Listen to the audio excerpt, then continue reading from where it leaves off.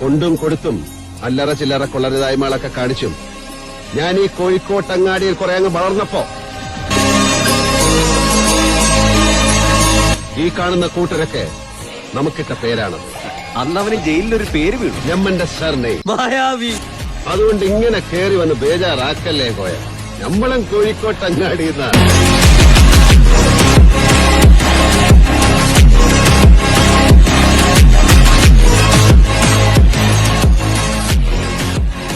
ബോംബെന് ഒരുത്തന്റെ കയ്യിൽ 500 റുപ്യ കൊടുത്ത് ജയന്തി ചന്തയിൽ ജനറൽ കമ്പാർട്ട്മെന്റിൽ കയറ്റിവിട്ട പോലെയായിരുന്നു. ഞങ്ങളെ പറ്റി അറിയാൻ പാടില്ലാത്തതുകൊണ്ടാണ് ബോംബെയിൽ അന്വേഷിച്ചാൽ മതി. എന്നെപ്പറ്റി അറിയാൻ നിന്റെ തന്തേനോട് ചോദിച്ചാൽ മതിയായിരുന്നു. എനിക്കത് പറ്റുമല്ലോ.